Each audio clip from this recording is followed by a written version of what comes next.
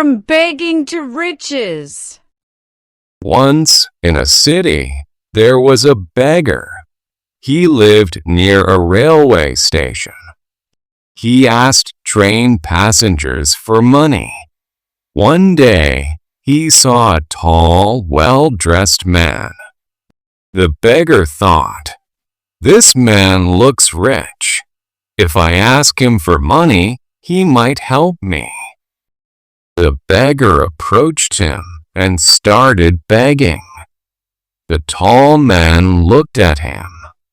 Then he said, "You always ask others for help. Have you ever given anything to anyone?" The beggar replied, "Sir, I am just a beggar. I don't have anything to give. How can I help anyone?" The tall man said, "If you can't give, you shouldn't ask." He continued, "I am a businessman. I believe in giving and receiving. You need to give something if you want help in return." After saying this, the man got on the train and left. The beggar sat down and thought about what the man said. His words stuck in his mind.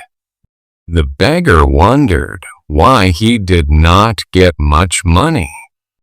Maybe it was because he never gave anything back.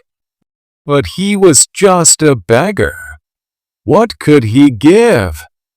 For 2 days, he tried to think of an answer. On the third day, while sitting by the station, he saw flowers blooming nearby. An idea came to him. He thought, "I can give flowers to people for their help." He liked this idea, so he picked some flowers.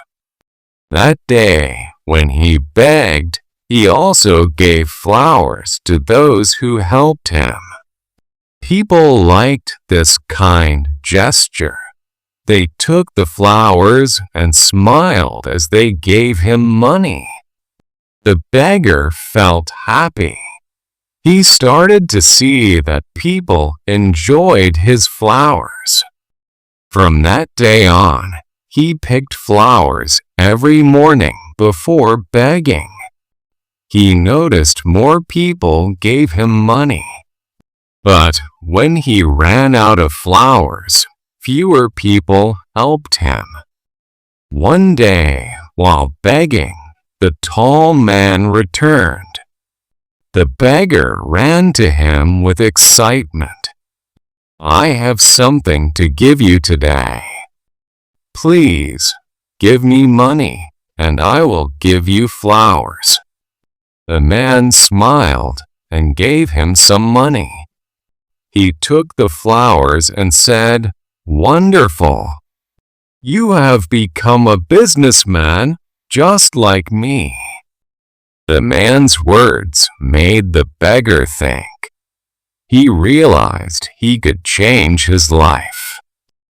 He got off the train and shouted, "I am not a beggar anymore. I am a businessman." People around him thought he was mad, but he was determined.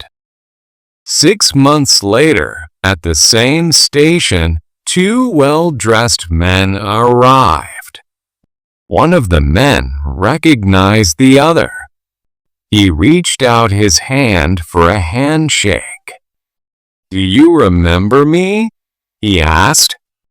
"No, I don't think we have met before," replied the second man. The first man smiled. "We have met more than once. Don't you remember the beggar you spoke to?" The second man looked surprised.